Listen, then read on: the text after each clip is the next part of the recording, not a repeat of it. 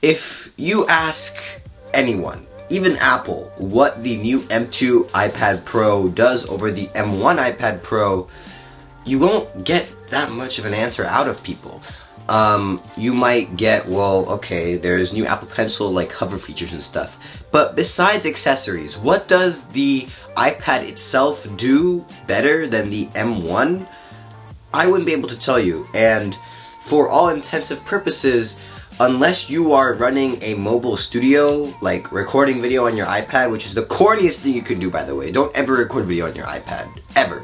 Use a crappy phone or a camcorder. I don't care. You don't record videos on your iPad. It looks stupid. You look stupid. You look like an old man. Don't ever record videos on your iPad. Okay? Yeah. So, unless you're doing that and being a weirdo, there's not that much of a difference from the M1 to the M2 iPad Pro. And you should buy the M1 iPad Pro if you are in the market for an iPad Pro. Because of Apple's long-term software support, there's no real reason to even get the M2. And the performance argument also has no merit, as even in the MacBooks, the M1 to the M2 jump was, of course, noticeable, but for most people, the M1 is good enough and is still good enough. And especially on the iPad, you will not notice that performance, as Apple has locked out Pro apps that would take advantage of that M2 CPU. And so that brings us to the question, has the iPad plateaued? Well, yes, but also no. As in, there is space for the iPad to improve, but Apple will never improve it. These new iPads, even the M1 iPads, were capable of running macOS. And obviously, the bringing macOS to the iPad is it's a heated conversation to have, obviously, because of screen size, because of resolution, the way the iPad works, like one port, right? We've had a one port MacBook before, but there's a reason why it was canceled.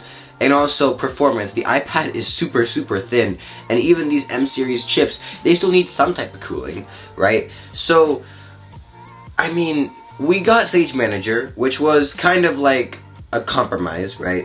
In between worlds, you get some of the benefits of macOS and some of the benefits of iOS, or iPadOS. But the thing is that this iPad just doesn't have enough to compel even 2020 iPad users to upgrade. And I would know. I myself am a 2020 iPad Pro user, or was. My iPad had a shot battery after using it for almost 3 years constant. So I had to trade that in, and in place of it, because of me being an Android guy, I did grab a Galaxy Tab S8 to use in the intermediate. And I was thinking about getting the M2 iPad Pro. However, I definitely will not be getting it. For the average user, you don't even need an iPad Pro. If you really want 120 Hz, I'd say go get the cheapest 2020 iPad Pro. If you can get a refurbished one with a new battery, that'd be great, right? But other than that, I mean, I do not see the point of people getting an M2 iPad Pro.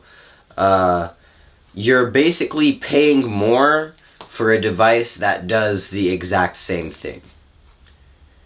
If you want an iPad Pro in 2022, the current model is not the one to buy. Buy the M1 iPad Pro, or skip this generation and wait till next year. That's it for the video. Like if you want to, subscribe if you want to, ringling that dingling bell if you do both of those things. I'll see you in the next one. Peace. If you made it to the end of the video, and if you did not click off, here's a sneak peek. I got in the Asus Zenfone 9. You can't see it because my exposure is shit right now. But this is a new flagship phone that is 5.9 inches in diameter. I can't speak. Look at it compared to the Pixel 6 Pro. This is insane. This is just crazy. It's so small. Alright? So, If you want to see a review of this phone, stay tuned.